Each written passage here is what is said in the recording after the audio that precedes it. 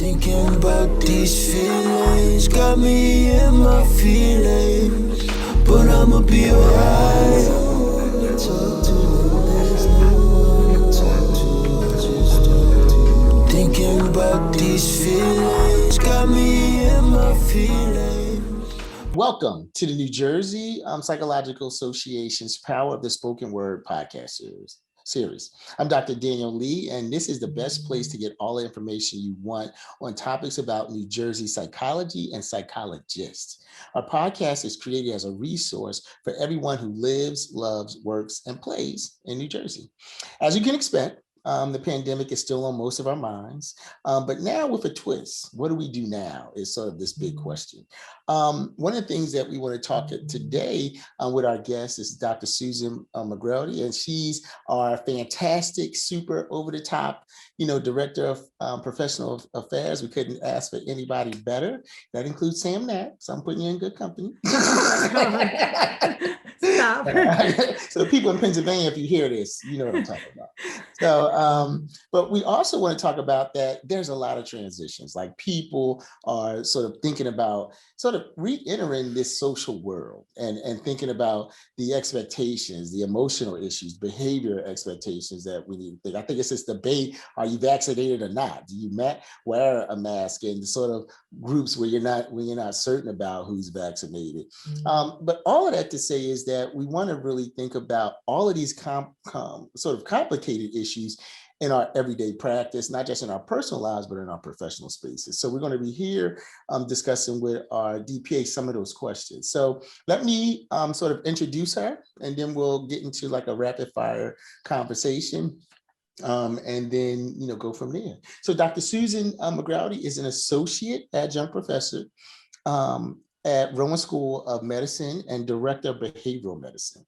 Prior to joining Rowan, she was tenured adjunct professor at Chestnut Hill College doctoral program in clinical psychology, and she is currently the director of professional affairs at NJPA. Dr. McGrady loves paddle boating in the warm weather, spends hours paddling and exploring the bays and inlets around Ocean City, New Jersey. So let's start with that first question that I sort of alluded to is, what should people expect, as we're just entering into, our social lives again in the public? Dr. Lee, that's a great question.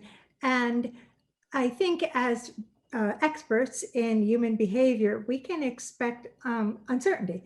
So some people love change. Some people are so relieved to, burn the mask that, there are younger people that have really fully engaged back in life. And here in New Jersey, there's actually been incidents where parties got huge and got out of hand and people got hurt because people have so much pent up enthusiasm to be together. We are social beings. And, when we get the chance to be social as humans, most of us need some level of socialization. But then there's also anxiety. I haven't thought about how I look. Maybe I gained some weight during the pandemic. What are people going to think of me? My clothes don't fit the right way. I was always a little socially awkward, and now I'm really out of practice. And especially for people who might be neurodivergent, who have a condition that affects their social abilities.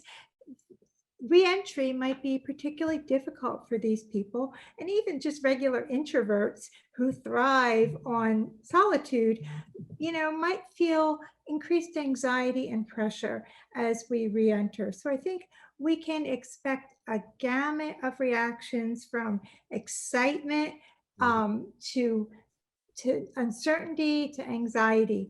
If we look at, the last pandemic, it was followed by the Roaring 20s. And a lot of social psychologists are looking at that right now. Like, are we headed towards another Roaring 20s as this pandemic wraps up? Mm-hmm, mm-hmm. And that sort of gets into sort of all of the changes that are happening systemically. We have emergency orders in flux. We have sort of all of these regulations that are changing. And I mean, it almost seems like on a daily basis. And also they seem like these changes are happening like regionally, locally. So, what might be national or statewide might not necessarily be manifested in your locality. So I guess this gets us into the question of how to move forward. So I'm going to ask you a series of questions that we've been getting from members, and I think that you've been hearing about in your conversation. So to really help us think about how do we move forward in our work. So the first question is, what are the current recommendations slash rules about whether I should meet in person or continue to do telehealth? So the essence of that question really depends on the need of the patient intersected with the need of the psychologist. So some psychologists, vaccinated or not, are just not comfortable with in-person meetings yet. And that's fine. I want to circle back to that question, but there are also some clients that need in-person meetings and others that can benefit from telehealth, and the burgeoning research is that telehealth is effective. But for example, in my own clinical work, I have a client with severe agoraphobia who has really deteriorated during the pandemic. As soon as it was possible, I brought her back into the office because her clinical condition sort of showed me what she needed, and being, my own, I was comfortable with that for my own vaccination status. And that's a good point, like you're saying, and I think that's what the legislator is saying. Are we going to be conscious of what clients' needs are versus sort of what's convenient for us at times? And I think people need to be aware, sort of, that those are going to be some competing points as we think through it. And sometimes it's not even about what we want; it's about our own health concerns and issues too, and how they're going to be possibly competing with client needs and wants. So, and this kind of gets into the second question: are there any ethical guidelines for in-person meetings? So absolutely. And you can look on the website. We have a section for reopening, and the information is posted there. But basically, you should wear a mask. Your client should wear a mask. That is clear from New Jersey and also the CDC. So that is not waived yet. And you should also have a set of policies that detail your cleaning procedures. So for example, if you have a client that's vaccinated and then the next person comes in and is not vaccinated, how are you keeping that person safe? Like, are you maintaining social distance? Are you monitoring your waiting room? Are you using like some kind of air cleaner in your office? You need to have a set of policies and follow your own policies for that. And that's also outlined in the article, like what your policies should be. And finally, it's always a good idea to get an informed consent for in-person sessions, where you just like you would with any informed consent, you and the client have a conversation about the risks and benefits of in-person versus telehealth, so that you and the client can make the best decision. I like that. And you sort of started answering this question with your last response, which is, do we need a new set of policies? Is there anything new? I know you mentioned informed consent. I know you mentioned cleanliness policies. Are there any like top priorities that we should be thinking about in our practices? So if you, many people, I've talked to many members who do like to have written policies for their practice. So you definitely would want to have a policy. Everyone should have a policy on how you're sanitizing and protecting your office. And again, it's outlined in that office what the policy should look like. APA has already done that for us. You probably also want to have some kind of either, maybe both, probably a policy and then a discussion in your note, in your progress note, about your decision to pursue telehealth versus your decision for in-person sessions. So when I brought this person back into the office, I put in my note my rationale for that, which was primarily based on her diagnosis. And if you're going to continue telehealth, you would just need to say something like, patient is making progress and benefits from telehealth, is still preferring telehealth. So that's what we're going to do. Gotcha. And is there some sort of frequency recommendations for the nurse? So we'd be thinking about it like quarterly, maybe semi-annually, monthly as a check? So I would like just keep your eye out on the NJPA website, and for any updates. We will update you as information comes to us. As you know, from the last year and a half, things move quickly. This is a policy today. It could change this afternoon. And that's true. That's true. Now, I've been hearing a lot of about this issue in conversations. It's the notion of discriminatory practices and people being conceived where you have folks who might be vaccinated versus patients who are unvaccinated. And they're wondering, how do they avoid sort of being called out for discriminatory practices when they're working with those two different populations? So as we talk about this, we're entering into like also a legal consideration. And obviously I'm not an attorney, I can't provide legal advice, but from an ethical perspective, as a psychologist, discrimination is antithetic to who we are as psychologists. And it's not recommended that you have a policy that you only see vaccinated people, because that is clearly discriminatory. There are groups of people for whom the vaccination is not easily available, for medical reasons or personal or religious reasons, it's not, consistent with who they are. And, our basic ethical code tells us to respect and people's decision making. And so a policy that says you only see vaccinated people and asking people about their vaccination status and then using that as a decision making tool and whether you'll see this person in person, that again, I can't say legally, but that is very ethically questionable. Gotcha. That's a good point. Okay. And I guess you've already discussed that current CDC guidelines, and I guess is that everybody, if you're in person, wears a mask. So pretty much that's the end. Again, we need to be aware that could change, but the current guidelines are, and that means everybody needs to stay aware of that. So I guess here's another question where we keep talking about this idea. What do we do with our new workplace experience? Should we maintain our brick and mortar office? Is it a hybrid model now? Or can I go completely virtual? So I guess let's discuss that maybe a little bit. What about people maintaining these brick and mortar offices? Okay, so before I address that, Daniel, I'm going to circle back to the policy question because I realized I forgot to mention employees.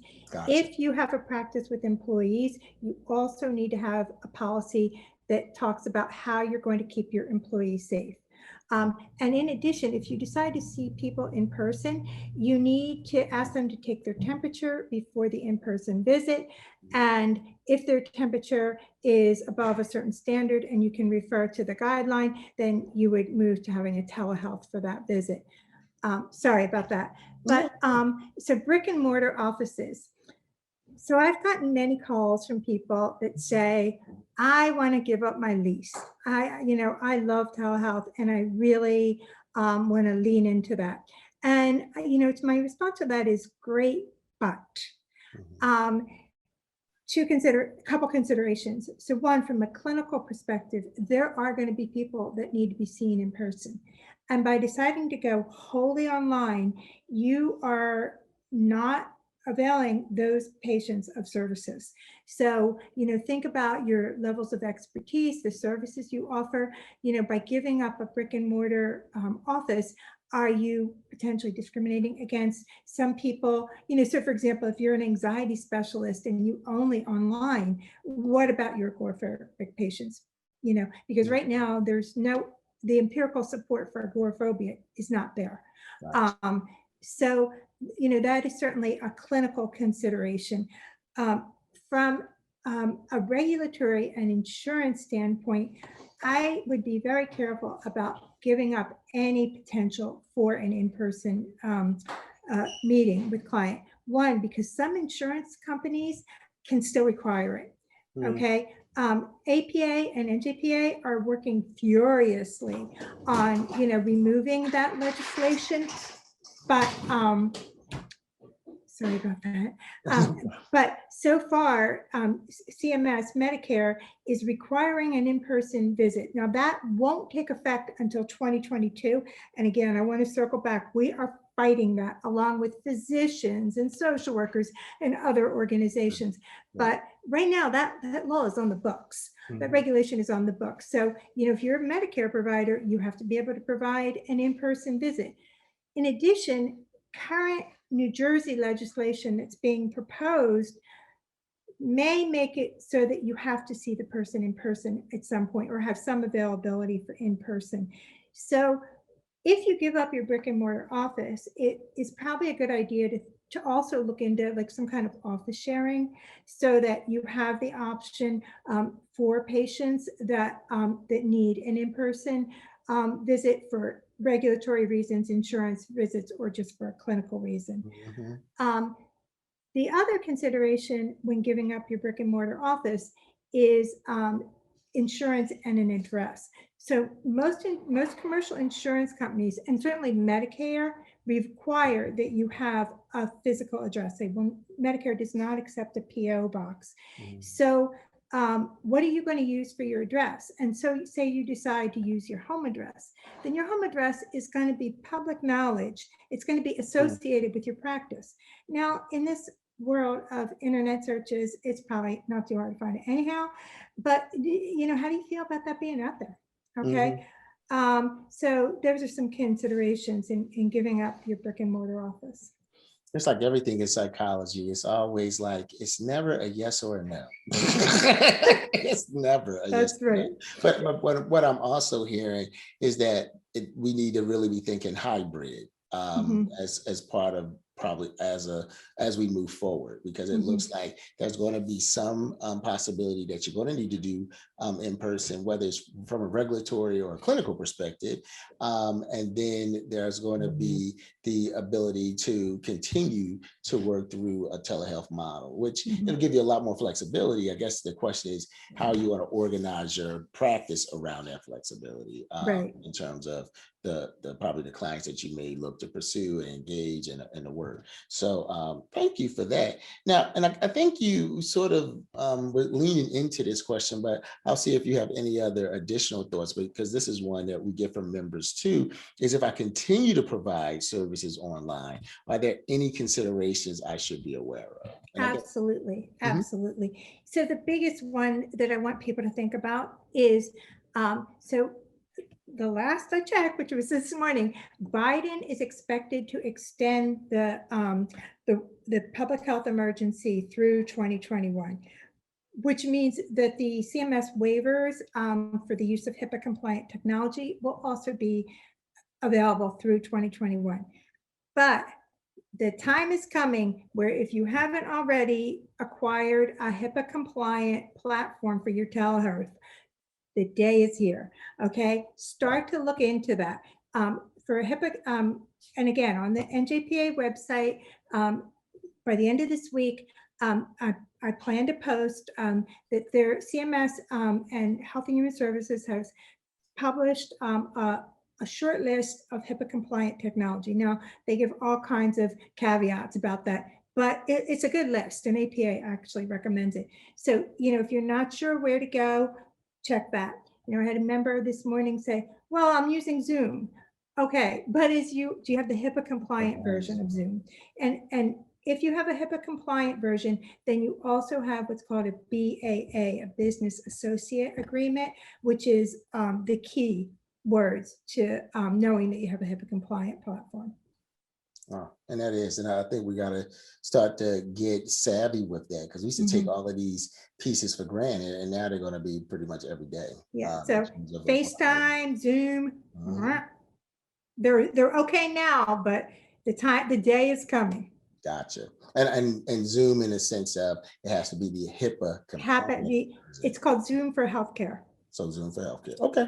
Well, thank you for that. And I guess the last couple of questions are really, I guess, going to lean on your expertise as a DPA even further, just to see, are there any updates? I know for us, in terms of legislation, we're looking at telehealth. You sort of mentioned that. I know we've been talking about SIPAC and some other opportunities. Is there anything that you want to just update members about in terms of legislation? So as you know, if you saw like the Friday updates and the advisories that went out, NJPA recently met with the Assemblywoman, sorry about that, to discuss telehealth, where we really talked about, there can be no teledoc, no restrictive platforms, where there has to be parity in payment.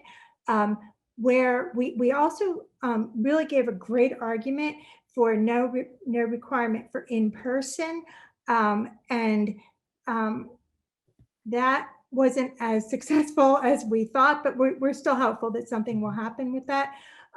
But we're hoping that by the end of this month, that New Jersey will pass some kind of updated telehealth regulations, which will, in some senses, continue what has already been going on in New Jersey in terms of parity for payment and restrictive networks.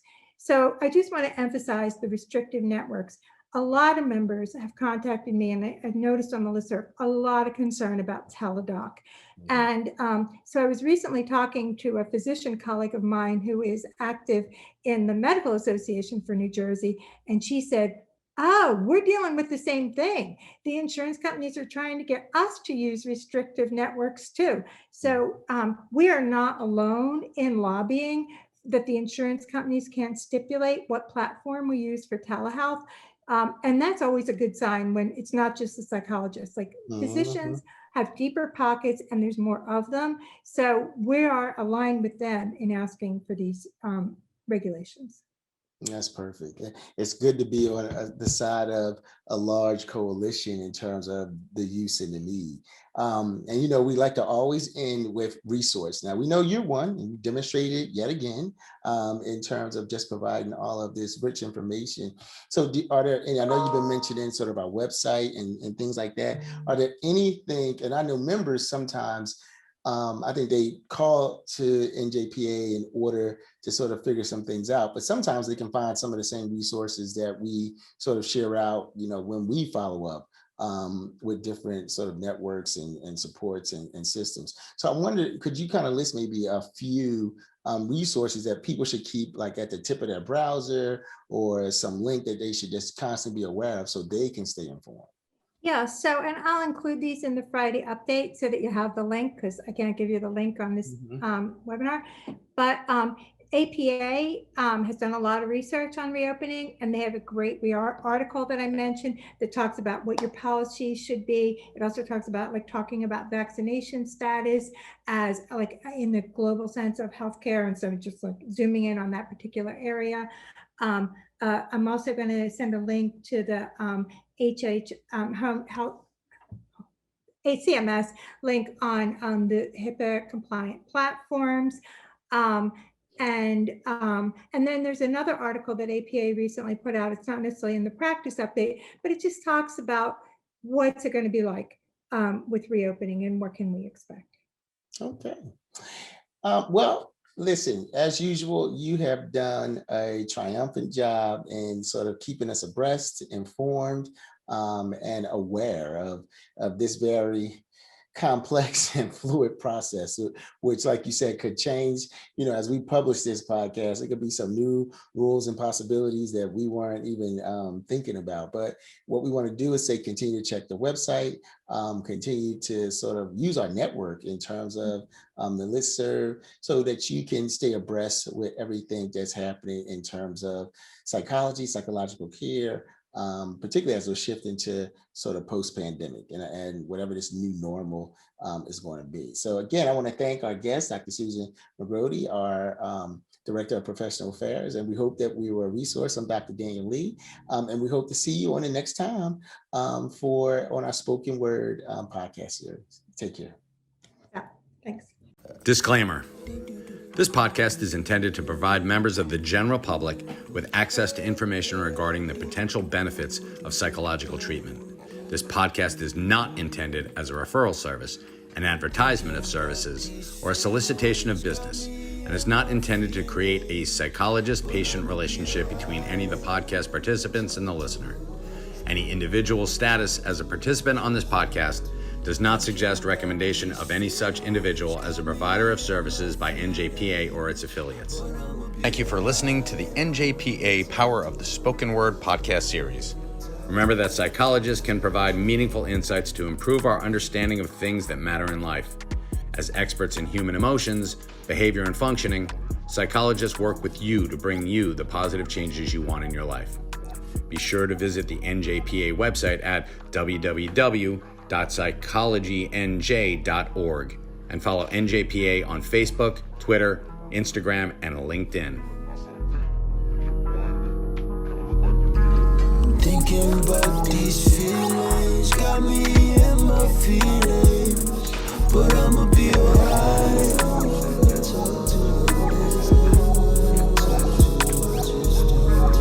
Thinking about these feelings got me in my feelings.